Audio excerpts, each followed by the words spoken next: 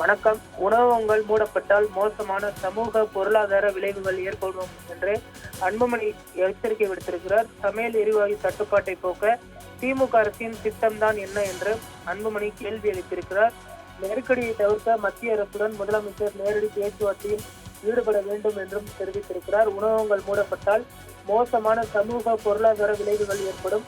வளைகுடா போரால் ஏற்பட்டுள்ள சூழல் காரணமாக சென்னை உட்பட தமிழகத்தின் அனைத்து பகுதிகளிலும் வணிக பயன்பாட்டிற்கான சமையல் எரிவாயு உருளைகள் விநியோகம் நிறுத்தப்பட்டிருக்கும் நிலையில் நாளை அல்லது நாளை மறுநாள் முதல் தேநீர் கடைகள் முதல் நட்சத்திர விடுதிகளின் உணவகங்கள் வரை அனைத்து வகையான உணவகங்களும் மூடப்படும் நிலை உருவாகியிருக்கிறது.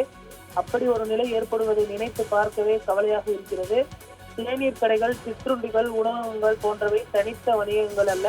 உணவகங்களுக்கு தேவையான உணவு தானியங்கள் உள்ளிட்ட மூலப்பொருட்கள் கொள்முதல், உணவு வகைகள் தயாரிக்கப்பட்ட பிறகு அவற்றை பல்வேறு வகையான வாடிக்கையாளர்களுக்கு விநியோகம் செய்தல் என மிகப்பெரிய கொள்முதல் மற்றும் விநியோக சங்கிலியை உணவகங்கள் கொண்டுள்ளன. அவை மூடப்பட்டால் மூலப்பொருட்கள் கொள்முதல் செய்யப்படாததால் உழவர்கள் உள்ளிட்ட பல்வேறு தரப்பினரும் பாதிக்கப்படுவார்கள்.